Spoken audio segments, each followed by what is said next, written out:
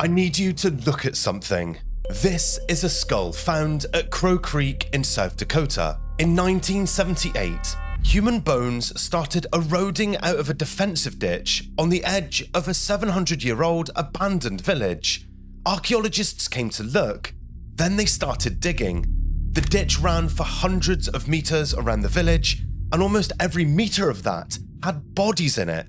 By the end of the excavation, the count was 486 people, men, women, and children, almost the entire village. And what the bones told us about that day was something nobody expected.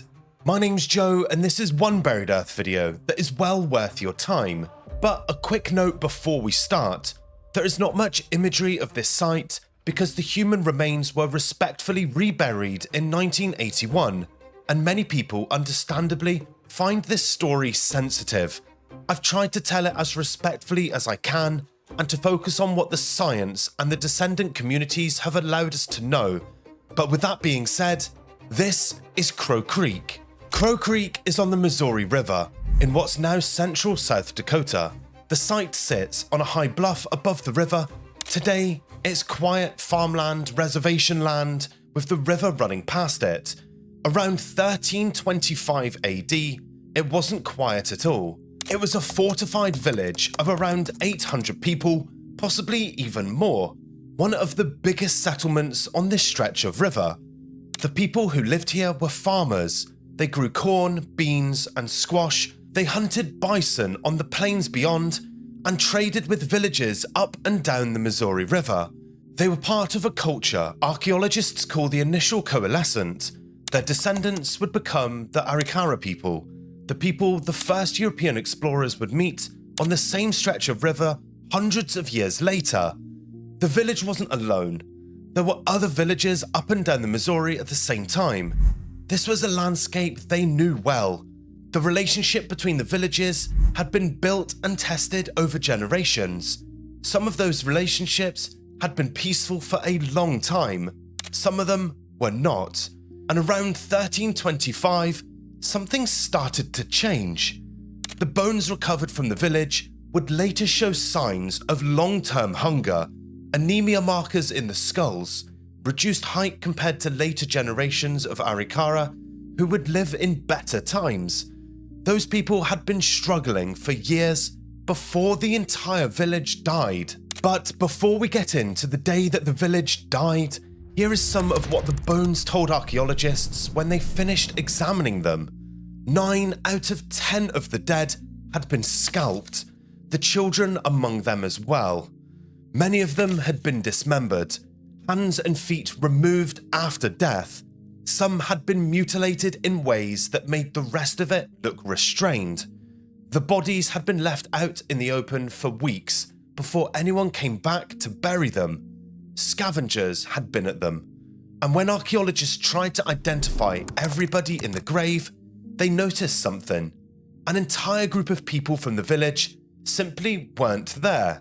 We'll get to that in just a moment, but first I want you to understand who these people actually were and what was already happening to them in the months before everything stopped. Before the attack came, the village was already under strain. The climate was changing. Across the Great Plains in the early 1300s, the warm and productive period of the previous centuries was ending. Droughts were getting longer. Crops were getting less reliable. We can read this in the skeletons themselves. The bones recovered from the mass grave show porous spots in the eye sockets, a sign of long-term anemia. They show what was called Harris lines on the leg bones, which are markers of childhood starvation events that the body couldn't recover from. And the skeletons are measurably shorter than later generations of Arikara people who would live through much better times. These people had grown up hungry. They had survived hard years. By the time the attack came, their bodies were already worn down. Archaeologists have also found something else. There's evidence here that the villagers may have been eating their own dogs during the worst periods of food shortage. This isn't something a farming community does unless it is very, very desperate. The food stress wasn't just affecting their bodies, it was obviously affecting their relationships between villages as well. When the land doesn't produce enough, sometimes the only way to get more of what you need is to take it from somebody else. The 1300s on the Great Plains were a time of competition that turned into violence at multiple sites, not just Crow Creek. The villagers knew this. They knew the times had changed, and they tried to do something about it. Crow Creek had been fortified for a long time before the day of the attack. There had already been a defensive ditch built around the village, a dry moat dug into the bluff. But in the years leading up to 1325, the villagers decided that wasn't enough. They started building a bigger one. The plan was an expanded fortification ditch around a larger village area, deeper than the old one, with the palisade wall of wooden posts on the inner edge. This is one of the most important things the archaeology tells us. The people at Crow Creek were not surprised by what happened. They saw it coming. For months, maybe even years, they had been digging the new ditch by hand, carrying baskets of earth, setting timber posts into the ground, just one at a time. They did not finish. When archaeologists examined the ditch, they found unfinished sections. Earth still piled up where it had been set down by the workers, stretches of the planned palisade with no posts in them. The attack came before the defences were ready, and whoever came for Crow Creek knew what they were doing. They either watched and waited, or they were close enough to know exactly when the village was at its most vulnerable. On a single day around 1325, they came through the half-finished defences and into the village. We don't know who exactly attacked Crow Creek.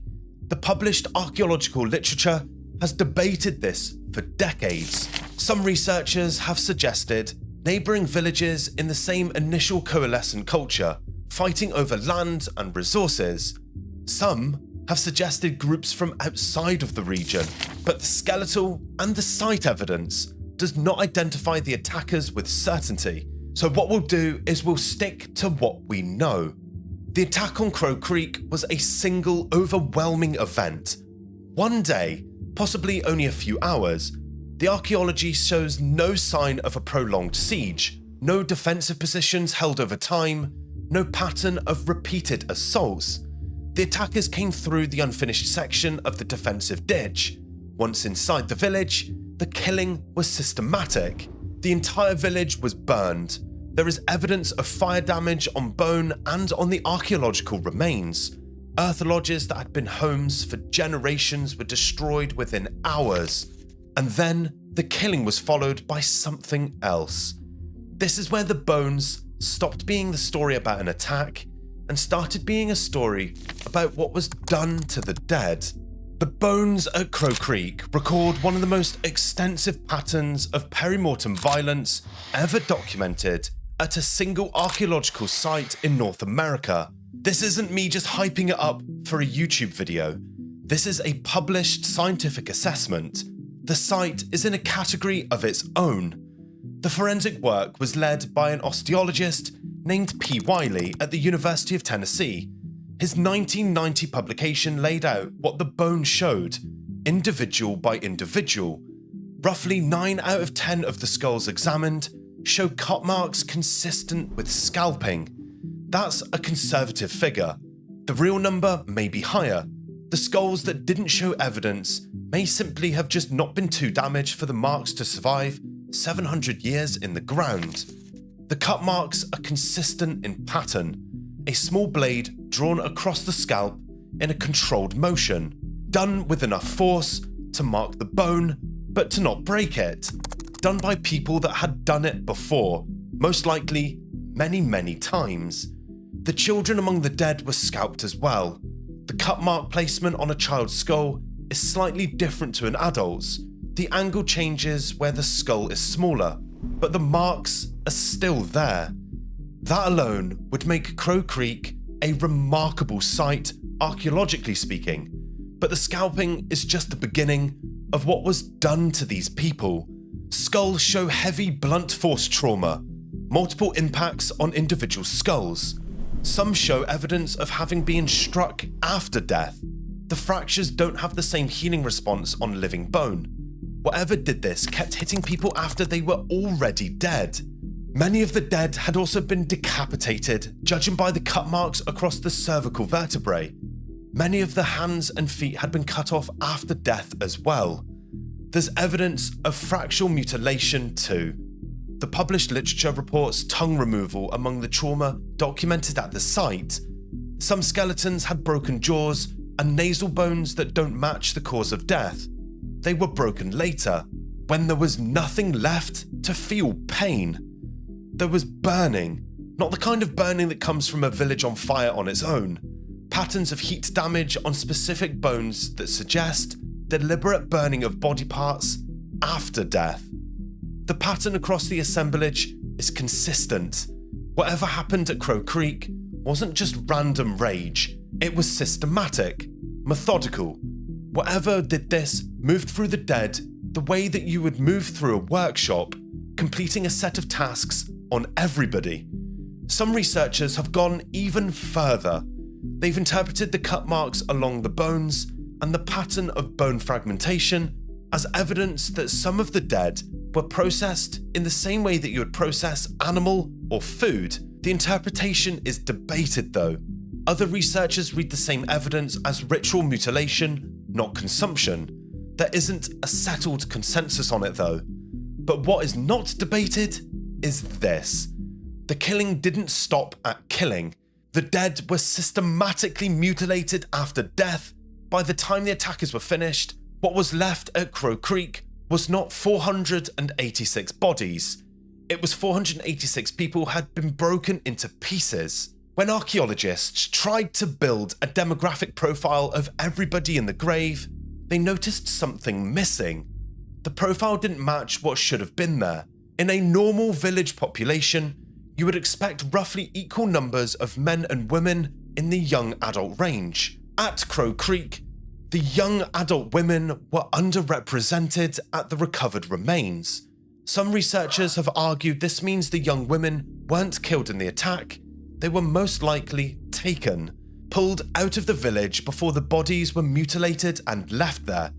We don't know what happened to them. We can guess, but we don't exactly know.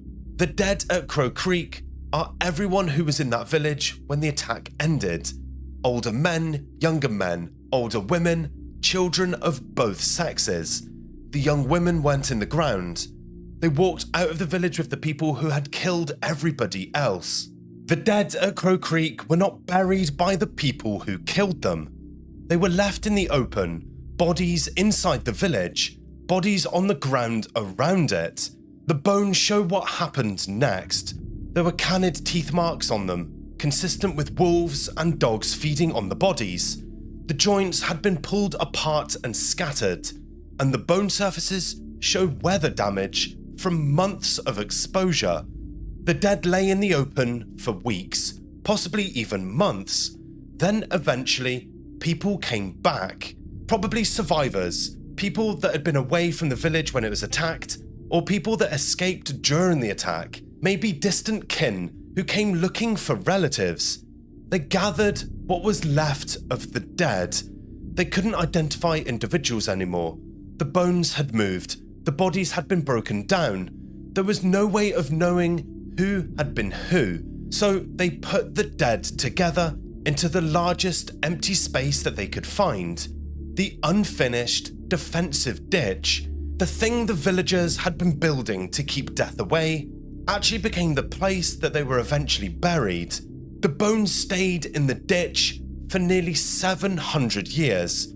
When the first remains were exposed by erosion in 1978, and the University of South Dakota team began the excavation under archaeologist Larry Zimmerman, the work was done under a permission process that mattered to the people involved. The Crow Creek site is on the Crow Creek Sioux Reservation. Before the excavation continued, the archaeologists consulted the Crow Creek Sioux Tribunal Council, representatives of the Mandan and Arikara nations, descendants of the people who built the village, were also involved. The remains were studied for 3 years, measurements taken, photographs and radiographs made, and the full forensic record of what happened to these people was documented. And then, in late summer of 1981, the dead were reburied. This time, properly. The reburial was at Crow Creek. The remains were placed in 5 burial vaults set into the ground. 3 ceremonies were held, in different traditions: a Christian service, a Lakota ceremony, and a private Arikara observance of the descendants of the people who had built the village. People came from across the region: tribal elders, archaeologists, families with no direct connection who came anyway because they understood what was happening on that bluff. Reporters would later write that they had never been to a funeral quite like it.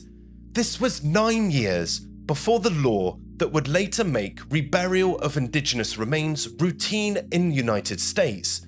The Native American Graves Protection and Reparation Act, passed in 1990. Crow Creek wasn't required to happen the way it did. It happened because of the way the people involved chose to do it, not because of a law. At the time, what happened at Crow Creek in 1981 was one of the largest reburials of Native American remains in the history of the country, and it changed how American archaeology would handle the dead at this point forward. The model, consultation, study, return, became the template of NAGPRA, NAGPRA, would later codify into law. The Crow Creek site is quiet now. The bluff is still there above the Missouri River, the water running past it the same it did in 1325. The site is a National Historic Landmark. It's been federally protected since 1964, and the work that happened on it between 78 and 81 changed how American archaeology handles the dead.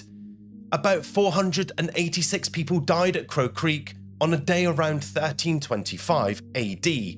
We'll probably never know the name of a single one of them, but we know what they grew, we know what they ate, we know that they were hungry for years before they died, we know that they were trying to make their village stronger when the attack came, and we know what was done to them when it did. We also know that the young women of this village walked away alive into a future nobody recorded. The bones told us all of this. The defensive ditch they built to keep death out became the grave that they were laid in, and in 1981, the dead were finally given the burial that the people who killed them had refused them. Now they are home. And that's it from me, guys. Thank you so much for watching. I had to be very sensitive on this topic, and I hope I did the story justice. There was a lot of research that had to go into this, and I did not want to offend anybody. But anyway, that's us from Buried Earth. My name's Joe, on screen right now. 2 more videos I think you're gonna absolutely love.